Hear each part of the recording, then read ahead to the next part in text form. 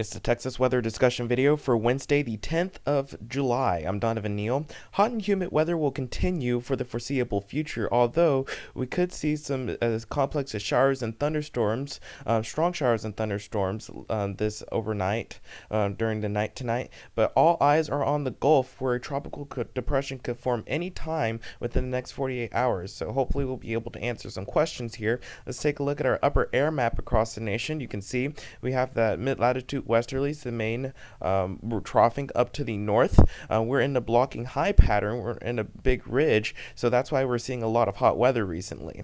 Let's take a look at the temperatures early this morning. Already at 4:15, we're in the low 80s, and it's not even 5 o'clock yet, and that's why we have that heat advisory still in effect. Even Oklahoma City and parts of Wichita Falls are under excessive heat warning for the first time this year, but we're still under the heat advisory, and it's expanded to include all of North Texas this time around. And this goes until 7 p.m. this evening, but we can see heat indices up to around 105 to 110 in some places.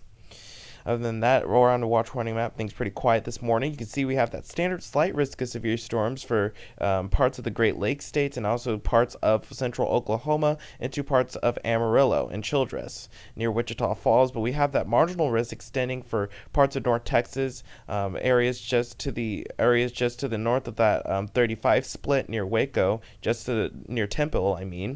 We could see some severe storms there. We'll get to that in a second. Day two, we got that risk of severe storms up in the northeast, but also we have that marginal risk for parts of the deep south coast, where they could see a few water spouts or a few brief tornadoes as a result of the potential tropical cyclone. And on day three, that marginal risk shifts to more Louisiana, Mississippi, Alabama coast near Mobile. Like I said before, brief isolated tornadoes are possible with this storm.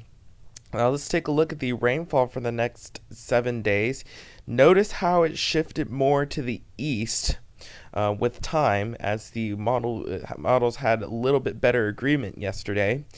It's now showing that about a foot of rain or more possibly for parts of south central Louisiana near New Orleans, and also extending that's of course extending through parts of Mississippi and near Baton Rouge and Jackson as well.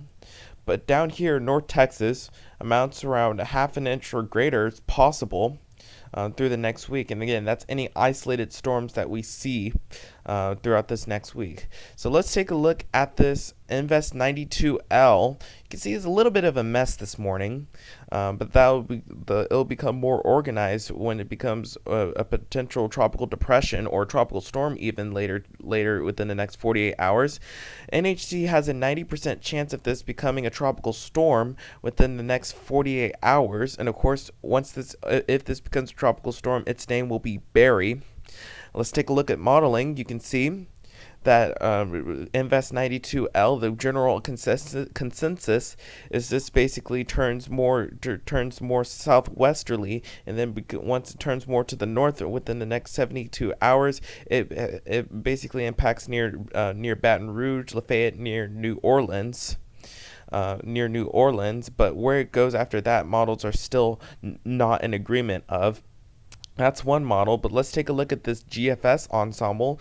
You can see the mean, which is the black line, actually has this impacting and has this landfalling just to the east of Lake Charles, and then actually has it turning more to the west and impacting near Shreveport, and then turning more to the east, impacting near Little Rock, Arkansas.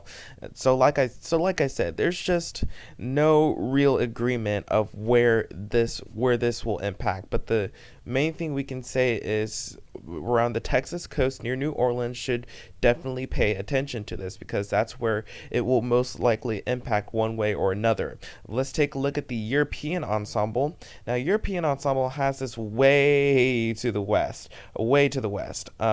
You can see that the mean, which is the black line, actually has this impacting the Port Arthur near the Texas Louisiana coast, further shifting to the west through the Dallas-Fort Worth metroplex, and then recurving out to parts of the Midwest. And of course, we would get our fair share of rain and wind if that were to verify.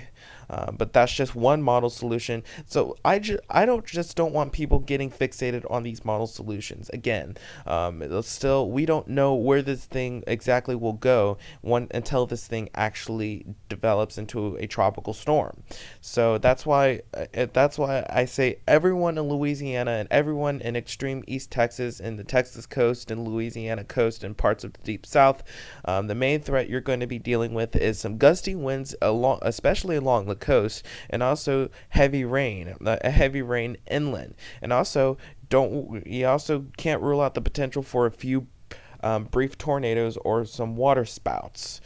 So that's why I urge everyone inland that's just to west of this black line even to stay aware of this threat. So let's go on to the intensity guidance. You can see most of these have this at reaching tropical storm strength. One model actually has this reaching Category 2 hurricane strength, and of course that's unlikely, but not completely out of the question here. So let's take a look at modeling. This is the dailies here. This is the GFS valid this afternoon at 1 o'clock local time at 500 millibars, around 18,000 feet off the ground. You can see we had that upper high. Creating that very hot and humid conditions here, and down here, like I said, we could see an isolated storm or two during the afternoon and evening hours, but really we stayed dry because of the high. But a complex of storms is actually possible from Oklahoma later overnight hours. This is around 11. You can see a complex of storms mainly affecting our western counties, but it could affect the Dallas-Fort Worth metroplex. Some of the storms could actually be strong with some gusty winds and hail at times, but mainly the gusty wind part. But for the most part, we'll stay dry today. Highs in the upper 90s. Thursday, we actually cooled down a little bit with the surface front stalling around where we're at. Like I said before, with the result of that, we'll have an increased chance of showers and storms. Highs will be in the mid 90s. And on Friday, we actually do dry a little bit with highs in the mid 90s again, mostly sunny skies. And now here's Saturday. As the weekend begins, Saturday, you can see that low basically approaching, like I said before, just to the east of Lake Charles. But let's take a look at the European. This actually has us impacting Lake Charles at this point in the time, Saturday evening. And of course that's two different model solutions here. So let's just take the European out. This is Monday evening. This actually has us curving west into parts of northeast Texas, and of course, if that were to verify, we would get a little bit of rain. We would see a little bit of rain from that, especially our eastern counties in north central Texas would see a little bit of rain for that. But again, the main worry is the north is a few hundred miles to the north and east of the center of circulation, and by Tuesday afternoon, it's basically a remnant low near the Kansas-Oklahoma border. Again, this is just one model solution. It's not going to happen verbatim, but like I said before, we won't know where this thing goes until this thing actually develops into a tropical storm. So that's why I urge everyone in northeast Texas, everyone in Louisiana and the Deep South needs to be aware of this thing. But let's take a look at a week from today, Wednesday the 17th of July. You can see we have heights where they should be for us, and that's a pretty dry look with that remnant low basically in near the Midwest. And here's the end of the 10-day forecast period. This is Friday the 19th. You can see we have troughing to the north, and down here we stay pretty dry. Let's take a look at the QPFs off the European ensemble. The mean actually has us approaching up to 2 inches, with some of the members actually approaching over 5 inches. And again, with this time of the year with these tropical storms, they're not going to have a good handle on the total precipitation. But numbers for the next 15 days, you can see highs mostly in the mid to upper 90s, with lows mostly in the upper 70s. That's it for the Texas weather discussion video for today. Our bonus in the blog. Next video here will be posted at around 7 a.m. tomorrow morning. If you can't catch your local TV stations on the air this afternoon at 4, 5, 6, and 10 o'clock. Thanks for watching. Have a great day, and Godspeed.